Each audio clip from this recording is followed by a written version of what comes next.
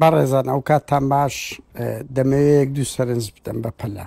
یەک ئەو کۆبنەوەی بارزانی و مەزلوم کۆبانی کە باز دەکرد لە میدیای کوردی هیچی ڕاست نییە، دانیش نەکرایە لە نێوان بەسەرپەرشتی ئەمریکا و فەڕەنسا لە بارەگای هاوپەیمانە ئەو پەیمانی نێودەوڵەتی ئەنە کەسەوە بووە. من نازام ڕەنگی تەلەفۆن هەبی، تەلەفۆن کرابی لە نێوان بارزانی و مەزلوم کۆبانی ئەو شتانە. یەکێک لە داخوازیەکانی ئەنە کەسە داخوازی پارتیە، داخوازی تورکیایە. بەڕێزان ئەنە کەسە لە 2015 بارزانی و مستەفای سەید قادر دروستیان کرد، ئەو ناپاچیە. لەو 2015 بۆ ئێستاکە بەس پێم بڵێت تەقەیەکیان بە بەشار ئەسەد وەناوە، بەس پێم بڵێ خێرێکیان نەبوو کورتە بووە جگەلەوەی ئەو نەبی. من حەقم لە حەسەدە نییە، یعنی ڕەنگی قورسترین ئەرێک ئێستاکە لۆ هەسەدە و لۆ کوردی ڕۆژئاوا ئەوەیە ئەو حیزبانە بە ناوی کورتەن و داخوازی لە هاکافیدانیان قورستر هەیە. بۆیە دانیشتنەکە کرایە. من نازام ئەنجامەکەی تا ئێستاکە بەو دەرەجە بووە، بەس ئەوەی بزانم قسەک یعنی ئەمریکی فەڕەنسیەکانش لیان ئەو بنە لە ئەنە کەسە بێزارن لەبەری داخوازیەکانیان داخوازی تورکیایە. بارزانی دانیشتنی نەکردیە، تەلەفۆنەک ڕوویداوی پەیوەندێک هات و گۆڕبی میدیای کوردی بەداخەوە و شت وەردەگری بەخۆی ناسە ناو وڵای شتی وەلە.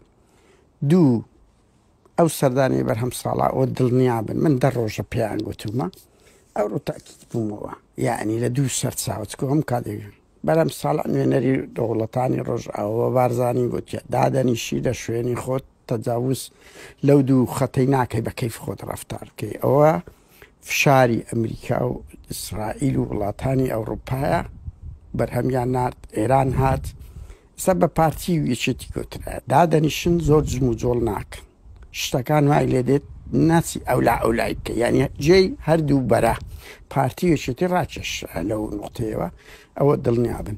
خاڵی هەرە جەوهەری دەمەوێت کە بۆ یاتم هاوڕێیان ئەو نمایشەی پێرێ هێزەکانی هەسەدەکردیان گەیشتە ناو بەنج و کشانەوە پەیامەشی زۆر ئاشکرا بوو کەوان ئەو هێزەیان هەیە کەی بیانەوە دەتوان بیگرنەوە، ئەو هێزەی دژیانە ئەو چەکانیان هەیە، ئەو هێزەیان هەیە.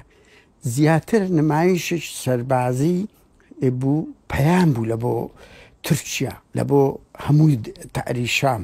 ئەوان ئەو هێزن هەندە جار هاوڕێیان ینی ئینسان لە شەڕی سیاسی ئەوانی کە سەربازین دەڵێن، یعنی ئەوە عەرزە خۆت دەکەی دەڵێ ئەوە من هەم لەو شوێنەم، بەڵام لە بەرخاتری ئەمریکا لە بەرخاتری ئەوەی ڕەوشەکە ئالۆسر نەبی کشانەوە. بەس پەیامەکەیان گەیان کە پێیان دەکرێت بگەنە ناو منبەر، پێیان دەکرێت ئەفرینیش ڕزگار بکەن، یعنی شۆچیان تووشەوە کرد و زۆر بە عەقڵانە. تا ئێستا ڕۆژ ئاوا سەرباری ئەو هەموو دژمنە ڕەنگا و ڕەنگەی کە بەشێکی بەداخەوە ناوەخۆیە و باشوورە، هەتا لە حزبەکانی ڕۆژهەڵاتیش مۆقفیان پۆزەتیڤ نییە، یعنی لە بڕی ئەوەی معنەویەن هەمومان معنەویە مەسەلەیەکی نیشتیمانی ئەرچی هەمومانە لە ڕووی معنەویەوە لەگەڵیان بی. ئەمە سەدبارەی کۆم لەو 14 ساڵە کەی ڕۆژێک لە ڕۆژان وا قسەم کردی، بەس لەو قۆناغی کە ڕوبەڕووی هێرش دەبنەوە چ لە ئەفرین چ لەوە ئەمە لە پشتیان دەبین، دوای ئەوە ئیتر ئەوە شتەکان دەستەوە. بۆیە ئەوەی کردیان دەستکەوتێکی زۆر پەیامەشی زۆر گرنگ بوو بە ڕۆژئاوایاندا کە ئەوە هێزمانە، بەڵام دەکشینەوە ڕێستان لێدەگری. بە تورکیایان گوت ئێمە وان، بۆیە تورکیا گڕی گرت بە هەموو بە تەحریشامیان گوت ئەو هێزەوە نییە. بەڕێزان تا ئێستا کورد باشی لۆ هاتیە، ئەوروپا، ئەمریکا، رووسیا، ئیسرائیل مووقفیان زۆر پۆزەتیڤە لە کورد. باشە بۆ کورد خراپە، بۆ کورد خراپە کە دەوا بەس دێنمێنەی وا دەکەن. جۆلانی وەزعی خراپە، جۆلانی وەزع بە ئاشکرا و دەوڵەتانە پشتگیری کورد دەکەن، بەس کەسیان پشتگیری جۆلانیان نەکردێت تا ئێستا. ئەوە زۆرە مەسەلەی چەکدانان و ئەو شتانە ئەوە لی گەڕێ، ئەوە قسەیە فرێدرێ کە هەسە دەشت دەڵێتن دانانی چەکچی هەسە دەواتە دانانی هێزی ئەمریکا و ئیسرائیل لە منتیقای قۆرسە ئەواز لەو ئەوانە بێنن.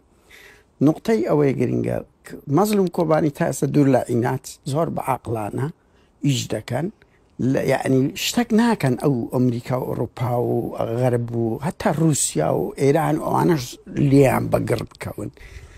هەوڵیش دەدەن داخوازیەکانی تورکیا بەدە زۆر بە عەقڵانە دوور لە ئینادی سیاسی هێزی خۆیان سەپاندیە بە کەمتری زەرەر تا ئێستا کورد دەرچووە بۆیە ئەرکتە دیفاع بکەی لەو قەزیەی تا لەو ئەسمەی تێدەپەڕی دوای ئەوە ئیتر قسە لەسەر نادیموکراسی دەکرێت ڕهابی دەکرێت دیکتاتۆریەتی دەکرێت نەعەدالەتی دەکرێت مۆزوع عشقەیە گرنگ ئەو چرکە ساتە مێژویە ئەرچەم ڕۆشن بیر کەسێکە داگوچیان لێ بکاتن دژ مادام ترشیا دژە تەواو یعنی هیچ گفتوگۆ هەڵ ناکرێت تۆ دەبێت لە پشتیان بی